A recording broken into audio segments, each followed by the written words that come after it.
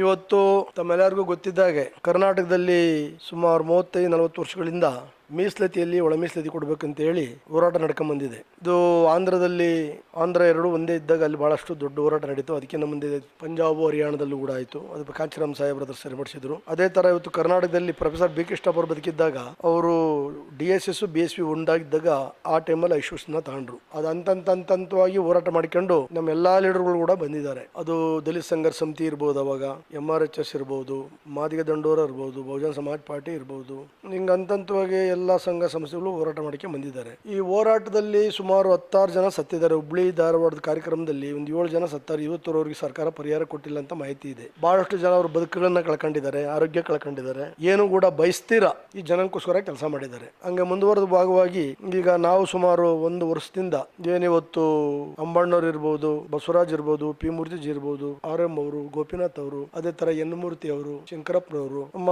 ಎಲ್ಲಾ ಸಂಘ ಸಂಸ್ಥೆಗಳು ಕೂಡ ಸೇರ್ಕೊಂಡು, ಕೇಶವಮೂರ್ತಿ ಅವರು, ಹಿಂಗೆ ಸಾಕಷ್ಟು ಸಂಘ ಸಂಸ್ಥೆಗಳು ಸೇರ್ಕೊಂಡು ಈಗ ಒಂದೇ ವೇದಿಕೆಯಲ್ಲಿ ಬಂದು ನಾವು ಒಳ ಮೀಸಲಾತಿ ಹೋರಾಟ ಸಮಿತಿ ಅಂತ ಮಾಡ್ಕೊಂಡು ಸುಮಾರು 2025 ಮಾರ್ಚಲ್ಲಿ ಒಂದು ದೊಡ್ಡ ಪ್ರೋಗ್ರಾಮ್ ಮಾಡಿದ್ವಿ. ಅವಾಗ CM ಹತ್ರ ಸುಮಾರು 2 ಗಂಟೆ ಮೀಟಿಂಗ್ ಆಗಿ ಅದಕ್ಕೊಂದು ಶಕ್ತಿ ಬಂತು. ಮತ್ತೆ ಈಗ ನಮ್ಮ ಎಲ್ಲರೂ ಒಟ್ಟಿಗೆ ಸೇರಿ ಇವತ್ತು ಯಾರು ದೊಡ್ಡವರಲ್ಲ ಚಿಕ್ಕವರಲ್ಲ, ನಾವು ಒಮ್ಮತವ ಮಾಡಬೇಕು ಅಂತ ಹೇಳಿ ಒಂದು ತೀರ್ಮಾನಗಳನ್ನು ತಗೊಂಡು ನಾವು ಮೊನ್ನೆ ಏನು ತಿಂಗಳು ಮಾರ್ಚ್ 12ನೇ ತಾರೀಕು ಸುಮಾರು ನಾವು ಕಾಲ್ ಕೊಟ್ಟಿದ್ರಿಂದ ಜಂಟಿ ಹೋರಾಟ ಸಮಿತಿ, ಒಳ ಮೀಸಲಾತಿ ಹೋರಾಟ ಸಮಿತಿ ಸುಮಾರು 40,000-50,000 ಜನ ಇಡೀ ಕರ್ನಾಟಕದಿಂದ ಮೂಲೆಗಳಿಂದ ಕೂಡ ಬಂದಿದ್ರು. ಅವರೇ ಬುತ್ತಿ ಕಟ್ಟಿಕೊಂಡು, ಅವರೇ ಗಾಡಿಗಳು ಮಾಡಿಕೊಂಡು, ಅವರೇ ಟ್ರೈನ್ಗಳಲ್ಲಿ, ಅವರೇ ಬಸ್ಗಳು ಮಾಡಿಕೊಂಡು ಆ ಕಾರ್ಯಕ್ರಮಕ್ಕೆ ಬಂದಿದ್ರು. ಆ ಕಾರ್ಯಕ್ರಮದಲ್ಲಿ ಅವತ್ತು ಬೆಂಗಳೂರು ಒಳಗಡೆ ಮೆಜೆಸ್ಟಿಕ್ ಏರಿಯಾ ಪೂರ್ತಿ ಹೋಟ್ಲುಗಳು, ಬಾರುಗಳು ಎಲ್ಲ ಕೂಡ ಮುಚ್ಚಿದ್ರು. ಆಮೇಲೆ ಅದನ್ನ ಬಹಳ ಡಿಪ್ಲೊಮೆಸಿ ಯೂಸ್ ಮಾಡಿ ನಾವುಗಳು ನಮ್ಮೆಲ್ಲಾ ಸ್ವಾಮೀಜಿಗಳನ್ನು ಕೂಡ ಆ ಕಾರ್ಯಕ್ರಮಕ್ಕೆ ಕರೆದಿದ್ವಿ. ಅವರು ಇವರಿರ್ಬೋದು, ದೇಶ್ವರ ಸ್ವಾಮಿ ಇರ್ಬೋದು, ಮಾದಾರ ಚೆನ್ನೈ ಅವ್ರು ಇರ್ಬೋದು, ಅವ್ರಿಗೆಲ್ಲ ಒಳಗೊಂಡಂಗೆ ಹೋರಾಟಗಾರರನ್ನ ಒಳಗೊಂಡಂಗೆ ಆ ಕಾರ್ಯಕ್ರಮವನ್ನು ಮಾಡಿದ್ವಿ. ಅದು ಸರ್ಕಾರದ ಮೇಲೆ ಬಹಳ ಎಫೆಕ್ಟಿವ್ ಆಯಿತು. ಅವತ್ತು ಸಿದ್ದರಾಮಯ್ಯನವರು ಮುಖ್ಯಮಂತ್ರಿಗಳು ನಮ್ಮ ಲೀಡರ್ಗಳು ನಮ್ಮನ್ನೆಲ್ಲ ಕರೆದು ಸುಮಾರು 1 ಗಂಟೆಗಳ ಕಾಲ ಮಾತುಕತೆ ಮಾಡಿ ಇದನ್ನ ವಾಪಸ್ ತಗೊಳ್ಳಿ, ನಾವು 27ನೇ ತಾರೀಕು ಒಂದು ವಿಶೇಷವಾದ ಸಂಪುಟವನ್ನು ಕರೆದು ಅದ್ರಲ್ಲಿ ಗ್ಯಾರಂಟಿ ತೀರ್ಮಾನ ತಗೊಂತೀವಿ ಅಂತೇಳಿ ಹೇಳಿದ್ರು. ಆ ಮೀಟಿಂಗ್ ನಲ್ಲಿ ನಮ್ಮ KH ಮುನಿಯಪ್ಪನವರಿದ್ರು, ಪರಮೇಶ್ವರ್ ಅವರಿದ್ರು, ಅದೇ ರೀತಿ ಬಂದು ಮಾದೇವಪ್ಪ ಅವರಿದ್ರು, ಮುಖ್ಯಮಂತ್ರಿಗಳಿದ್ರು. ಸುದೀರ್ಘವಾಗಿ ಚರ್ಚೆಗಳಾದ್ಮೇಲೆ ವಿತರಣೆ ಮಾಡ್ಬೇಕಂತ ಹೇಳಿದಾಗ ನಾವು ಜನದ ಹತ್ರ ಬಂದು ಮಾತಾಡಕ್ಕೆ ಬಂದಾಗ ಜನರು ಯಾರು ಕೂಡ ಬೆಂಗಳೂರು ಬಿಟ್ಟು ಹೋಗಕ್ಕೆ ರೆಡಿ ಇಲ್ಲ.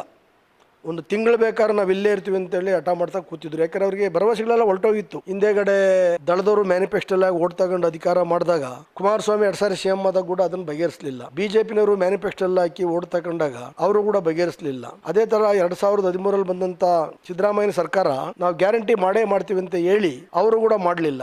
ಹಾಗಾಗಿ ಹಾಗೂ ಕೂಡ ಬಹಳ ದೊಡ್ಡ ಚಳುವಳಿಗಳೆಲ್ಲ ನಡೆದಿದೆ. ಆಮೇಲೆ ಬಂದಂತ BJP ಸರ್ಕಾರ, ಯಡಿಯೂರಪ್ಪನವರು ಒಂದು 3 ವರ್ಷ ಇದ್ರು, 2.5 ವರ್ಷ ಅವರು ಕೂಡ ಏನು ಮಾಡಲಿಲ್ಲ.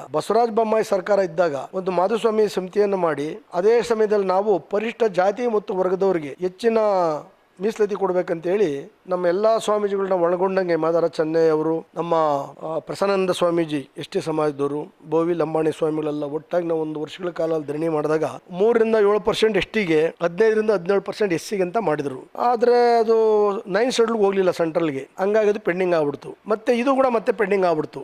ಕಾಂಗ್ರೆಸ್ ಅವರು 2023ರಲ್ಲಿ ಚುನಾವಣೆಯಲ್ಲಿ ಚಿತ್ರದುರ್ಗದಲ್ಲಿ ಲಕ್ಷಾಂತರ ಜನ ಸೇರಿದ ಸಮಯದಲ್ಲಿ ಘೋಷಣೆ ಮಾಡಿದ್ರು, ನಾವು ಅಧಿಕಾರಕ್ಕೆ ಬಂದು 24 ಗಂಟೆಗೆ ಸೆಂಟ್ರಲ್ ರೆಕಮೆಂಡ್ ಮಾಡ್ತೀವಿ ಅಂತ ಮ್ಯಾನಿಫೆಸ್ಟೋ ಕೂಡ ಹಾಕಿದ್ರು. ಆದ್ರೆ 1.5 ವರ್ಷ ಆದ್ರೂ ಕೂಡ ಸಿದ್ದರಾಮಯ್ಯ ನೇತೃತ್ವ ಸರ್ಕಾರ ಆ ಕೆಲಸ ಮಾಡಲಿಲ್ಲ. ಅದರಲ್ಲಿ ಕೆಲವರು ನಮ್ಮವರೆಲ್ಲ ಸುಪ್ರೀಂ ಕೋರ್ಟ್ ಅಲ್ಲಿ ಕೇಸ್ ಹಾಕೊಂಡಿದ್ರು. 7th ಬೆಂಚ್ ಒಂದು ಆರ್ಡರ್ನ ಮಾಡಿದ್ರು, ಆ ಒಳ ಮೀಸಲಾತಿ ಕೊಡಕ್ಕೆ ನಿಮ್ ರಾಜಕೀಯ ಅಧಿಕಾರ ಇದೆ, ನೀವು ಮಾಡಿ ಅಂತ. ಆವಾಗ ನಮ್ಮ ಕರ್ನಾಟಕದ ಮುಖ್ಯಮಂತ್ರಿಗಳು ಸ್ವಾಗತಿಸಿದ್ರು, ಸಿದ್ದರಾಮಯ್ಯ ಸಾಹೇಬರು. ತೆಲಂಗಾಣ ಮುಖ್ಯಮಂತ್ರಿ ಸ್ವಾಗತಿಸಿದ್ರು, ಆಂಧ್ರದವರು ಸ್ವಾಗತಿಸಿದ್ರು. ಆದ್ರೆ ತೆಲಂಗಾಣ ಮಾಡಿದ್ರು, ಆಂಧ್ರ ಮಾಡಿದ್ರು. ಕರ್ನಾಟಕದಲ್ಲಿ ಯಾವ್ದಾವುದೋ ಕಾರಣಗಳಿಂದ, ಒತ್ತಡಗಳಿಂದ ಇಲ್ಲಿ ಮಾಡಲಿಲ್ಲ. ಹಾಗಾಗಿ ತಿರ್ಗಾ ನಾವೆಲ್ಲ ಕೂಡ ಚಳವಳಿ ಸ್ಟಾರ್ಟ್ ಮಾಡಿದ್ಮೇಲೆ ಹಳ್ಳಿನಲ್ಲಿ, ತಾಲೂಕು, ಜಿಲ್ಲೆಗಳು, ಹೋಬಳಿಗಳ ಮಟ್ಟದಲ್ಲಿ ಎಲ್ಲ ಈ ಸಮುದಾಯದ ಇದರಲ್ಲಿ ಏನು ಕೂಡ ಯಾರಿಗೋ ಒಂದು ಸಮುದಾಯಕ್ಕೆ ಹೆಲ್ಪ್ ಆತನ್ನ ಭಾವನೆ ಯಾರಿಗಿರಲಿಲ್ಲ. ಅವರೆಲ್ಲ ಕೆಲವರು ಅಜ್ಞಾನದಿಂದ ಅದನ್ನ ಬರೀ ಒಂದೇ ಸಮುದಾಯ ಸಿಗ್ತದೆ ಅಂತ ಅಪ್ರಚಾರ ಮಾಡಿದ್ರೆ ಹೊರತು ಏನಿಲ್ಲ. ಇಲ್ಲೇನಿದೆ ಇವತ್ತು 101 ಜಾತಿ, 101 ಜಾತಿಗೆ ಕೂಡ ಯಾರಿಗೂ ಅನ್ಯಾಯ ಆಗದಂಗೆ ನ್ಯಾಯ ಆಗ್ಬೇಕಂತಕ್ಕಂಥದ್ದೇ ಇದ್ರ ಹೋರಾಟ ಇದ್ದಿದ್ದು. ಆದ್ರೆ ಅದನ್ನ 100 ಜಾತಿನೇ ಒಂದು ಜಾತಿನೇ ಒಂದು ಅಂತ ಕೆಲವರೆಲ್ಲ ಮಿಸ್ಗೈಡ್ ಎಲ್ಲ ಮಾಡಿದ್ರು. ಆ ತರದ್ದು ಏನಿರ್ಲಿಲ್ಲ. ಹಾಗಾಗಿ ಇವತ್ತು ಒಂದು ತಂದೆಗೆ 4 ಜನ ಮಕ್ಕಳಿದ್ 4 ಎಕರೆ ಜಮೀನ್ ಇದ್ರೆ, ತಂದೆ ಆನಂತರ 4 ಎಕರೆ ಜಮೀನು 1 ಎಕರೆ ಹಂಚ್ಬೇಕು, ಎಲ್ಲ ಅಣ್ಣ ತಮ್ಮಂದ್ರೆ ಹಂಚ್ಕೋಬೇಕು. ಅವಾಗ 4 ಜನ ಸಮಾಧಾನವಾಗಿರ್ತಾರೆ. ಅದು ಬಿಟ್ಟು 3 ಜನಕ್ಕೆ ನೀವು 1.5 ಎಕರೆ ಕೊಟ್ಟು ಇನ್ನು 2.5 ಎಕರೆ ನೀವು ತಗೊಂಡ್ರೆ ಅಣ್ಣನ ಮೇಲೆ ಎಲ್ಲರಿಗೂ ಶಿಟ್ಟಾಗ್ತದೆ, ಒಗ್ಗಟ್ಟಲ್ಲಿ ಮುರಿದೋಗ್ತದೆ. ಹಾಗಾಗಿ ಬಹಳ ಜನ ಇಲ್ಲ ಒಗ್ಗಟ್ಟು ಹೊಡಿತದೆ, ಒಗ್ಗಟ್ಟು ಹೊಡಿತದೆ ಅಂತಕ್ಕಂಥ ಮಾತನ್ನು ಹೇಳಕ್ ಹೊರಟಿದ್ರು. ಪರಮಪೂಜ್ಯ ಬಾಬಾ ಸಾಹೇಬ್ ಅಂಬೇಡ್ಕರ್ ಅವರು 1932ರಲ್ಲಿ ಮೀಸಲಾತಿ ಬಗ್ಗೆ ಹೋರಾಟ ಮಾಡಕ್ ಹೊರಟಾಗ, ಮೀಸಲಾತಿ ಬೇಕು ಶೋಷಿತ ಸಮುದಾಯಕ್ಕೆ ಅಂತ ಹೊರಟಾಗ ಗಾಂಧೀಜಿಯವರು ಕೂಡ ಅದೇ ಮಾತು ಹೇಳಿದ್ರು. ಏನಂತ, ನೀವೇನಾದ್ರೂ ಶೋಷಿತ ಸಮುದಾಯಕ್ಕೆ ಈ ಒಂದು ಮೀಸಲಾತಿಯನ್ನ ಕೊಟ್ರೆ ಹಿಂದೂ ಧರ್ಮ ಒಡೆದೋಗ್ತದೆ ಅಂತ ಹೇಳ್ತಾ ಇದ್ರು. ಅದಕ್ಕೆ ಅಂಬೇಡ್ಕರ್ ಹೇಳ್ತಿದ್ರು, ಹಿಂದೂ ಧರ್ಮ ಒಡೆಯಲ್ಲ, ಕೆಳ ಸಮುದಾಯಕ್ಕೆ ಶಕ್ತಿ ಬರ್ತದೆ, ಸ್ವಾಮ್ಯವಂದೇ ಬೆಳಕಕ್ಕೆ ಸಾಧ್ಯ ಅಂತ ಅಂಬೇಡ್ಕರ್ ಬಹಳ ಹೋರಾಟವನ್ನ ಮಾಡಿ ಈ ಶೋಷಿತ ಸಮುದಾಯ ಏನಾದ್ರೂ ಇವತ್ತು ಒಂದಷ್ಟು ಗಟ್ಟಿ ನಿಂತದ್ದು ದೇಶದಲ್ಲಿ ಅಂದ್ರೆ ಅದಕ್ಕೆ ಪರಮಪೂಜ್ಯ ಬಾಬಾ ಸಾಹೇಬ್ ಅಂಬೇಡ್ಕರ್ ಕಾರಣ. ಆಮೇಲೆ ಅಂಬೇಡ್ಕರ್ ಅವರು ಯಾವುದೇ ಸಮುದಾಯಕ್ಕೆ ಸೇರಿದವರಲ್ಲ. ಇವತ್ತು ಬ್ರಾಹ್ಮಣರು ಹೆಣ್ಮಕ್ಳು ಓದ್ತಾರೆ ಅಂದ್ರೆ ಅಂಬೇಡ್ಕರ್ ಕಾರಣ, OBC ಸಮಾಜದ ರಿಸರ್ವೇಶನ್ ಇದ್ರೆ ಅಂಬೇಡ್ಕರ್ ಕಾರಣ, SC/ST ಅಲ್ಲಿ ಇರ್ತಕ್ಕಂಥ ಉಪಜಾತಿಗಳು ಇವತ್ತು ಸ್ವಾಭಿಮಾನ್ಯ ಬದುಕ್ತಾರೆ ಅಂದ್ರೆ ಅದಕ್ಕೆ ಅಂಬೇಡ್ಕರ್ ಅವರು ಕಾರಣ. ಸೂರ್ಯ ಚಂದ್ರ ಹೆಂಗೋ ಅದೇ ರೀತಿ ಪರಮಪೂಜ್ಯ ಬಾಬಾ ಸಾಹೇಬ್ ಅಂಬೇಡ್ಕರ್ ಅವರು. ಆಮೇಲೆ ಚಳವಳಿಯನ್ನ ಮಹಾತ್ಮ ಜ್ಯೋತಿರಾವ್ ಫುಲೆ, ಸಾವು ಮಹಾರಾಜು, ಪೆರಿಯಾರ್ ರಾಮಸ್ವಾಮಿ, ನಾರಾಯಣ ಗುರು ಇವರೆಲ್ಲ ಕೂಡ ನಡೆಸ್ಕೊಂಡ್ ಬಂದಿದ್ದಾರೆ. ಈಗಿರುವಾಗ ಅಂಬೇಡ್ಕರ್ ಚಳವಳಿ ಆಳಡೆ ಕೊಲ್ಟಾಗ ಕಾಂಚೀರಾಮ್ ಸಾಹೇಬರು ಈ ದೇಶದಲ್ಲಿ ಸುಮಾರು 20 ವರ್ಷ ಸೈಕಲ್ ತುಳಿದು ಸಂಶಿಷ್ಟ ಆಗಿದ್ದವರು, ಮದುವೆ ಮಾಡ್ಕೊಂಡಿರ ತನ್ನ ಇಡೀ ಜೀವನವನ್ನು ತ್ಯಾಗ ಮಾಡಿ ಯಾರ್ಯಾರು ಅಂಬೇಡ್ಕರ್ ಸಾಹೇಬರು ಗುರುಗಳು ಮುಚ್ಚೋಗಿದ್ದವ್ರನ್ನ ಹೊರಗಡೆ ತಂದಿದ್ದವರು. ಹಂಗಾಗಿ 1902ರಲ್ಲಿ ಛತ್ರಪತಿ ಸಾವು ಮಹಾರಾಜರವರು ಸುಮಾರು 50% ರಿಸರ್ವೇಶನ್ ಕೊಟ್ಟರು ನಾನ್ ಬ್ರಾಹ್ಮಣ್ಸ್ಗೆ. ಅದೇ ತರ ಮೈಸೂರು ಮಹಾರಾಜರು 1921 75% ರಿಸರ್ವೇಶನ್ ಕೊಟ್ಟರು ಒಕ್ಕಲಿಗರಿಗೆ, ಲಿಂಗಾಯತರಿಗೆ, SC/ST, OBC, ಮರಾಠಿಗೆ. ಹಂಗಾಗಿ ಪರಮಪೂಜ್ಯ ಬಾಬಾ ಸಾಹೇಬ್ ಅಂಬೇಡ್ಕರ್ ಮಾಡಿದ್ದು ಕೂಡ ಹಂಗಾಗಿದೆ. ಹಾಗೆ ಈ ಒಳ ಮೀಸಲಾತಿ ಕೂಡ ಮಾಡಕ್ಕೆ ಸಾಕಷ್ಟು ಅಡಚಣೆಗಳನ್ನು ತಂದಿಟ್ಟು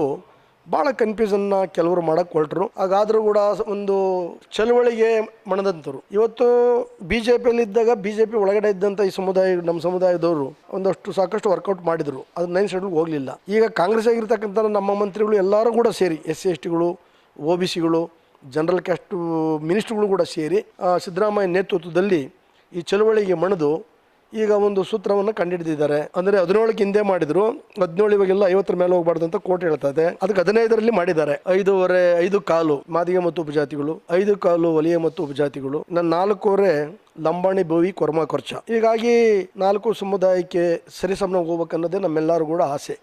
ಯಾಕೆಂದರೆ ಇದು ರಿಸರ್ವೇಷನ್ ಅನ್ನೋದು ಒಂದು ಕುಂಟಿನ ಕೈಗೆ ಒಂದು ಊರುಗೋಲು ಕೊಟ್ಟಂಗೆ, ಇದನ್ನು ಪರ್ಮನೆಂಟ್ ಅಲ್ಲ. ಮತ್ತೆ ನಾವು ಖಾಸಗೀಕರಣದಲ್ಲಿ ಮೀಸಲಾತಿಗೆ ಫೈಟ್ ಮಾಡಬೇಕಾಗ್ತದೆ. ಇವತ್ತು 98% ಹುದ್ದೆಗಳು ಕೇಂದ್ರ ರಾಜ್ಯದ್ದು ಖಾಸಗಿನಲ್ಲಿದ್ದಾವೆ, ಬರೀ ಇರೋದೇ 2%, ಎರಡರಿಗೂ ಒಂದು ಹೋಗಿದೆ, ಇನ್ನೊಂದಿದೆ. ಅದಕ್ಕೆ ಇದೊಂದು ಪರಿಹಾರವನ್ನು ಕಂಡಿಡಿಯೋಕ್ಕೆ ನಾವು ಮಾಡಿದ್ದಾರೆ ಅಂತ ನಮ್ಗೆ ಅನಿಸಿದೆ. ಅದರಿಂದ ನಮ್ಮ ಏನಿವತ್ತು ಒಳ ಮೀಸಲಾತಿ ಹೋರಾಟ ಸಮಿತಿಯಲ್ಲಿ ಇರ್ತಕ್ಕಂಥ ನಾವೆಲ್ಲ ಲೀಡರ್ಗಳು ಕೂಡ ಒಟ್ಟಾಗಿ ಈ ಒಳ ಮೀಸಲಾತಿಯ ಒಂದು ತೀರ್ಮಾನ ನಿನ್ನೆ ಆಗಿರೋದ್ರಿಂದ ಸಿದ್ದರಾಮಯ್ಯನ ನೇತೃತ್ವ ಸರ್ಕಾರಕ್ಕೆ ನಾವು ಧನ್ಯವಾದವನ್ನು ಹೇಳ್ತೀವಿ. ಅದೇ ಥರದಾಗ ಸಪೋರ್ಟ್ ಮಾಡಿದಂಥ ಎಲ್ಲ ಮಂತ್ರಿಗಳಿಗೂ ಕೂಡ, ಅದೇ ಆ ಸಂಪುಟದ ಮಂತ್ರಿಗಳಿಗೆ, ಅದೇ ಥರ ಬಂದು SC/STಯಲ್ಲಿರ್ತಕ್ಕಂಥ ಮಂತ್ರಿಗಳಿಗೆ, ಅದರಲ್ಲೂ ಕೂಡ ನಮ್ಮ ಏನಿವತ್ತು KH ಮುನಿಯಪ್ಪರು ಇರ್ಬೋದು, ತಿಮ್ಮಾಪುರ ಇರ್ಬೋದು, ಪರಮೇಶ್ವರ್ ಇರ್ಬೋದು, ಅಥವಾ ನಮ್ಮ ಇವರು ಮಾದೇವಪ್ಪನವ್ರು ಇರ್ಬೋದು, ನಮ್ಮ ಯಾರು ಖರ್ಗೆ ಅವರು ಇರ್ಬೋದು, ಅಥವಾ ಜಾರಕಿಹೊಳಿ ಇರ್ಬೋದು, ಇವರೆಲ್ಲ ಕೂಡ ಒಂದು ಕಡೆ ಬಂದು ಮಾಡಿದ್ರಂತಕ್ಕಂಥ ಅಭಿಪ್ರಾಯ ನಮಗಿದೆ. ಅದನ್ನು ಈಗೇನು ಆಗಿದೆ ಆ ಆರ್ಡರ್ ಕಾಪಿಯನ್ನು ನಾವು ಕೈಯಲ್ಲಿ ತಗೊಂಡು ಅದರ ಸಾಧಕ ಬಾಧಕಗಳೆಲ್ಲ ನಾವು ಹೋರಾಟ ಸಮಿತಿ ಚರ್ಚೆಯನ್ನು ಮಾಡಿ ಅದು ಕರೆಕ್ಟಾಗಿದ್ದರೆ ಸರ್ಕಾರಕ್ಕೆ ನಾವು ಸ್ವಾಗತಿಸ್ತೀವಿ. ಸಿದ್ದರಾಮಯ್ಯನವರು ಇಷ್ಟರಲ್ಲಿ ಉಳ್ಕೊಂತಕ್ಕಂಥ ನಮ್ಮ ಭಾವನೆ. ಮತ್ತು ಅದರಲ್ಲೇನು ತಪ್ಪುಗಳಿತ್ತು ಅಂದರೆ ಮತ್ತೆ ಏನಾಯ್ತಂದರೆ ನಾವು ಮತ್ತೆ ತೀರ್ಮಾನ ತಗೊಂಡು ಹೋರಾಟಗಳನ್ನು ಮಾಡಬೇಕಾಗ್ತದೆ. ಅದಕ್ಕೆ ಅವಕಾಶ ಕೊಡಲ್ಲ ಅಂತಕ್ಕಂಥ ಒಂದು ನಂಬಿಕೆ ನಮಗಿದೆ. ಈ ವಿಚಾರ ಈ ಹೋರಾಟ ಇಡೀ ಕರ್ನಾಟಕದಲ್ಲಿಂದ ಯಾರ್ಯಾರು ಲಕ್ಷಾಂತರ ಜನ 30-40 ವರ್ಷ ಹೋರಾಟ ಮಾಡ್ಯಾರ, ಅವ್ರಿಗೆ ಸ್ವಲ್ಪ ಬೇಕಾದ್ದು, ಯಾರಿಗೂ ಕೂಡ ಇಂಡಿವಿಜುವಲ್ ಸ್ವಲ್ಪ ಬೇಕಾದ್ದಲ್ಲ. ಹಾಗಾಗಿ ನಾವು ಕೂಡ ಜಸ್ಟ್ ಮೆಸೆಂಜರ್ ಥರನೇ ಹೊರತು ನಮ್ಮಿಂದ ಏನೋ ಆಗಿದೆ ಅಂತ ಕೂಡ ಅಲ್ಲ, ಆಮೇಲೆ ಕಾಂಗ್ರೆಸ್ವರಿಂದ ಪೂರ್ತಿ ಏನಾಗಿದೆ ಅಂತಲ್ಲ, ಅಥವಾ BJPಯಿಂದ ಆಗಿದೆ ಅಂತೇನಲ್ಲ. ಹೋರಾಟಗಾರರಿಗೆ ಸಿಕ್ಕಿದಂಥದ್ದು ಅದು ಅಂಬೇಡ್ಕರ್ ಅವರು, ಕಾಂಚೀರಾಮ್ರವರು, ಪ್ರೊಫೆಸರ್ ಕೃಷ್ಣಪ್ಪನವರು ಇಂಥ ನಾಯಕತ್ವದಲ್ಲಿ ಬೆಳೆದಂಥ ನಾವೆಲ್ಲ ಕೂಡ ಆ ಹೋರಾಟವನ್ನು ಆಗಿದೆ, ಆ ಜಯ ಸಿಕ್ಕಿದೆ. ಅದಕ್ಕೆ ಮತ್ತೊಮ್ಮೆ ನಾವು ಕರ್ನಾಟಕ ಸಿದ್ದರಾಮಯ್ಯ ಸರ್ಕಾರಕ್ಕೆ ಇದರ ಮುಖಾಂತರ ನಾವು ಧನ್ಯವಾದವನ್ನು ಹೇಳ್ತೀವಿ. ಆರ್ಡರ್ಸ್ ಕಾಪಿ ಸಿಕ್ಕಿದ ಮೇಲೆ ಮತ್ತೆ ನಾವು ಕೂತು ಹೆಚ್ಚು ಕಡಿಮೆ ನಾವು ಒಂದು ಬುಧವಾರ ಸೇರ್ಕೊಬೇಕಂತ ಯೋಚನೆ ಮಾಡಿದ್ದೀವಿ. ಇಂಪಾರ್ಟೆಂಟ್ ಲೀಡರ್ಸ್ ಸ್ಟೇಟಿಂದ ಪೂರ್ತಿ ಅವತ್ತು ಸಾಧಕ ಬಾಧಕಗಳನ್ನು ನೋಡಿ ನಾವು ತೀರ್ಮಾನ ತಗೊಂತೀವಿ. ಅದಕ್ಕೆ ಧನ್ಯವಾದಗಳು. ಜೈ ಭೀಮ್, ಜೈ ಭಾರತ್, ಜೈ ಕಾಂಚೀರಾಮ್, ಜೈ ಪ್ರೊಫೆಸರ್ ಕೃಷ್ಣಪ್ಪ, ಜೈ ಸಂವಿಧಾನ.